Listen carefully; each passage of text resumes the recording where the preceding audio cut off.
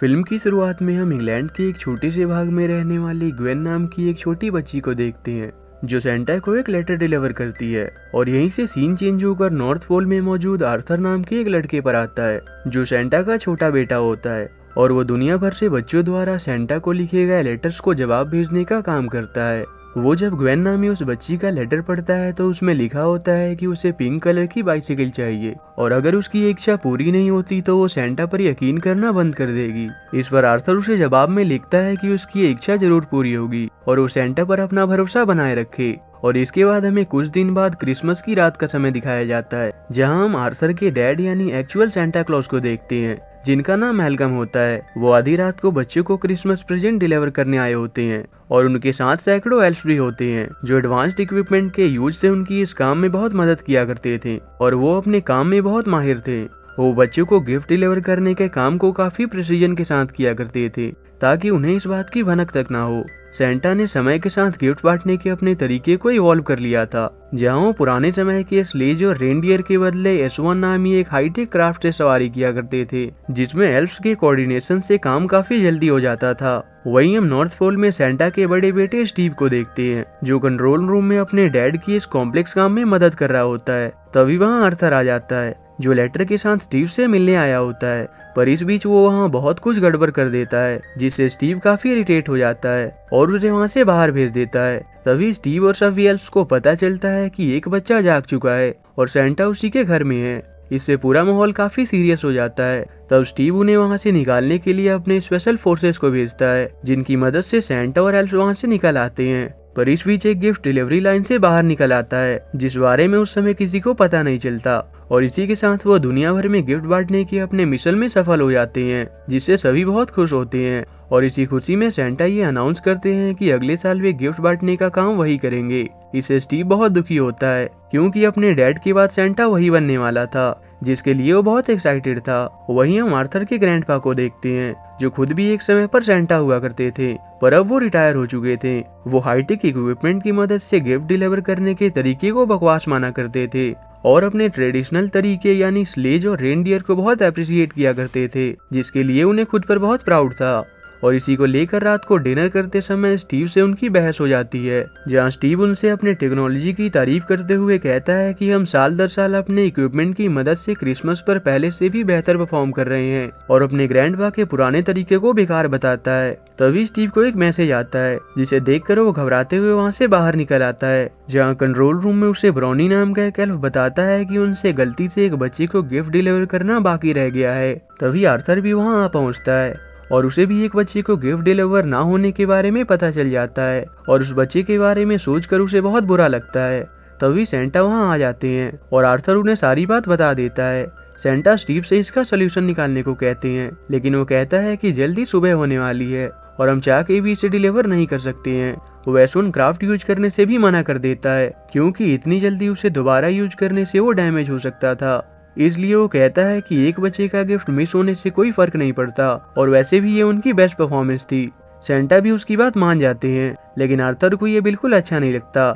वो गिफ्ट की इन्फॉर्मेशन निकालता है और उसे पता चलता है कि ये गिफ्ट ग्वेन नाम की उसी बच्ची का था जिसे उसने खुद रिप्लाई किया था। उदास होकर वो उस बच्ची के बारे में सोच रहा होता है और तभी उसके ग्रैंडपा उससे मिलने आते हैं। आर्थर उन्हें सारी बातें बता देता है। इस पर वो कहते हैं कि शायद मैं तुम्हारी मदद कर सकता हूँ। वो उसे अपने साथ एक शेड में ले जाते हैं जहाँ आर्थर देखता है कि वहाँ उनकी पुरानी स्लेज रखी होती है और फिर वो आर्थर को एक कैन देते हैं जिसमें मैजिकल डस्ट होते हैं और फिर वो उससे शेड में बंधे हुए रेनडियर से मिलवाते हैं। आर्थर थोड़ा नर्वस होता है पर उसके ग्रैंडपा उससे कहते हैं कि इससे तुम अपने डैड को प्राउड फील करवा सकते हो। ये सुनकर आर्थर तैयार हो जाता है और फिर वो दोनों स्लेज लेकर ग्वेन तक गिफ्ट पहुंचाने निकल जाते हैं जिस बात से स्टीव और उसके डैड अनजान होते हैं। पहली बार स्लेज की सवारी करने के कारण आर्थर बहुत घबराने लगता है पर धीरे धीरे वो कंफर्टेबल हो जाता है। असल में आर्थर के ग्रैंडपा इस काम के जरिए स्टीव को ये साबित करना चाहते थे कि वो अपने स्लेज और रेनडियर के साथ उनसे भी अच्छा परफॉर्म कर सकते हैं, पर इस दौरान उन्हें बहुत सारी परेशानियों का सामना करना पड़ता है क्योंकि इतने सालों के दौरान बहुत सी जगह पूरी तरह से चेंज हो चुकी थी। वहीं उन्हें पता चलता है कि उनके साथ ब्राउनी नाम का एक एल्फ भी आ चुका है जो किसी भी चीजों को बहुत ही कम समय में रैप कर सकता था। उसी दौरान उनका एक रेनडियर सिटी में ही रह जाता है, इसलिए खोए हुए रेनडियर को रिप्लेस करने के लिए वो एक साइन बोर्ड से नकली रेनडियर चुरा लेते हैं पर वहाँ का मालिक उन्हें ये करता हुआ देख लेता है। आर्थर उसे समझाने की कोशिश करता है, पर उस आदमी को लगता है कि शायद ये लोग एलियंस हैं। इतने में वो वहाँ से निकल जाता है और सफर करते हुए एक जगह पहुँचते हैं जो सेंटा के ग्रैंडपा के अनुसार इंग्लैंड होता है, लेकिन वहाँ उनकी मुलाकात खतरनाक लॉयन से होती है। तब ब्राउनी उन्हें बताता है कि जीपीएस के अनुसार हम अभी अफ्रीका के जंगल में हैं, पर सही समय पर आर्थर अपने स्लीपर का यूज करके उन लायंस को हिप्नोटाइज करके सुला देता है। दूसरी ओर स्टीव को उनके गायब होने के बारे में पता चल जाता है और वो उनसे कांटेक्ट करने की कोशिश करता है। इसके लिए वो एक बूढ़े एल्फ एर्नी को बुलाता है जो ग्रैंड सेंटा का पुराना साथी था, और आर्नी अपनी मशीन के जरिए उन्हें मैसेज भेजने लगता है। पर इस कारण से वो लायंस वापस से जाग जाते हैं। किसी तरह से आखिर में वो उनसे बचने में कामयाब रहते हैं, पर इस दौरान उनके 2 रेनडियर्स नीचे ही रह जाते हैं। इसलिए आर्थर उन पर मैजिकल डस्ट का यूज करता है। वो रेनडियर्स तो उनके पास वापस आ जाते हैं, पर उस मैजिकल डस्ट के कारण बाकी के जानवर भी ऊपर की ओर उड़ने लगते हैं, पर वो ये भूल कर वहाँ से चले जाते हैं और ब्राउनी के जीपीएस का यूज करके फाइनली ट्रिलियन नाम की एक जगह पर पहुँचते हैं। आर्थर सेंटा को गिफ्ट डिलीवर करने को कहता है, पर सेंटा को इसमें कोई इंटरेस्ट नहीं था, इसलिए आर्थर और ब्राउनी उस घर में गिफ्ट रखने जाते हैं। पर वहाँ वो देखते हैं कि वहाँ पहले से ही एक गिफ्ट मौजूद होता है, और वहाँ उन्हें पता चलता है कि वो गलत जगह पहुँच आए हैं और वो भागते हुए स्लेज की ओर जाने लगते हैं। पर तभी पुलिस और मिलिट्री उनके पीछे पड़ जाती है, क्योंकि लोग उन्हें एलियन समझने लगे थे। आर्थर जैसे तैसे वहाँ से बच निकलता है और हार ना मानते हुए सही जगह की ओर जाने लगता है। इधर स्टीव को जब अपने ग्रैंडपा और आर्थर के इन कारनामों के बारे में पता चलता है, तब वो उनसे कांटेक्ट करता है और उन्हें और ज्यादा गड़बड़ किए बिना वापस आने को कहता है। पर आर्थर ने ठान लिया था कि वो ग्वेन तक गिफ्ट डिलीवर करके ही रहेगा, इसलिए वो उसे मना कर देता है। पर तभी स्लेज के अनबैलेंस होने से वो एक आइलैंड पर आ पहुंचते हैं और आर्थर बहुत निराश हो जाता है और पूरी तरह से हार मान जाता है और उसे लगता है कि अब वो ग्वेन तक गिफ्ट डिलीवर नहीं कर पाएगा।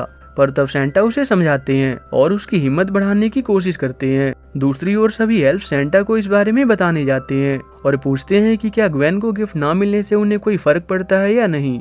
सेंटा के पास इसका कोई जवाब नहीं होता और वो उन्हें स्टीव से इस बारे में बात करने को कहते हैं, पर स्टीव भी उन्हें समझा नहीं पाता। तभी सेंटा वहां आ जाते हैं और स्टीव को इसका जिम्मेदार बताते हैं। इससे स्टीव गुस्सा होकर वहां से चला जाता है। इसके बाद सेंटा मेल रूम में आकर आर्थर के लिखे हुए लेटर्स पढ़ने लगते हैं और उन्हें पता चलता है कि वो बच्चों से कितना प्यार करता है।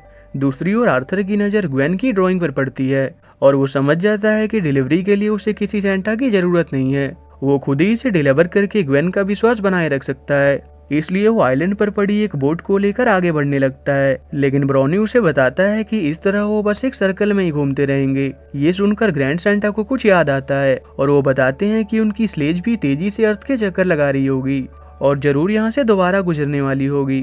ये सुनकर आर्थर खुद पर मैजिकल डस्ट डालकर उसे पकड़ने का प्लान करता है और एक हुक को उसमें फंसाकर उसमें चढ़ जाता है और इस तरह वो फिर से उड़ने लगते हैं।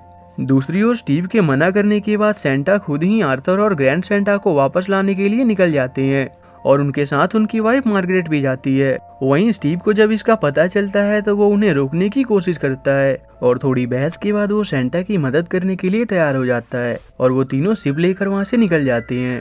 वहीं ग्रैंड सेंटा स्लेज को लेकर स्पेस में जाते हैं ताकि वो इंग्लैंड का सही रास्ता देख सके और फिर वो तेजी से उस तरफ निकल जाते हैं।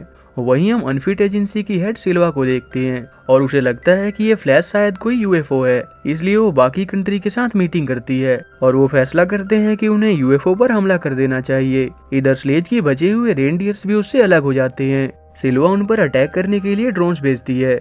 ये देखकर ग्रैंड सेंटा समझ जाते हैं कि अब उनका बचना मुश्किल है। वो आर्थर को एक पैराशूट देकर नीचे गिरा देते हैं और ब्राउनी भी उसके साथ चला जाता है और फिर ग्रैंड सेंटा भी रेनडियर को आजाद करके नीचे कूद जाते हैं और ड्रोन स्लेज को डिस्ट्रॉय कर देते हैं। इससे सिल्वा और उसके लोगों को लगता है कि उन्होंने खतरे को निपटा दिया है। दूसरी ओर स्टीव भी गलती से गलत जगह पहुंच जाता है, इसलिए वो बच्चे से गिफ्ट को वापस छीन लेता है। वहीं आर्थर इस बार सही जगह पहुंचता है, पर ग्वेन का घर यहाँ से कुछ दूरी पर था, इसलिए वो ग्वेन की साइकिल के जरिए वहाँ जाने के लिए निकल जाता है। इधर एल्फ सेंटा को बताते हैं कि आर्थर अकेले ही ग्वेन के घर के लिए निकल चुका है। इस बीच ब्राउनी ग्वेन की बाइसिकल को वापस से रैप कर देता है और वो किसी तरह से ग्वेन के घर तक पहुंच जाते हैं, पर तभी सुबह हो जाती है। लेकिन ग्वेन के जागने से पहले ही सेंटा S1 क्राफ्ट को वहाँ लेकर आ जाते हैं। इससे ग्वेन को लगता है कि अभी भी रात ही है, इसलिए वो वापस सो जाती है और फिर आर्थर चुपके से उसके घर में चला आता है। सेंटा और स्टीव भी ये देखने आते हैं। आर्थर जब अपने डैड को वहाँ देखता है तो उसे बहुत खुशी होती है, पर तभी ग्रैंड सेंटा भी वहाँ पहुँचते हैं और स्टीव और उनके बीच बहस होने लगती है कि ग्वेन को गिफ्ट कौन देगा।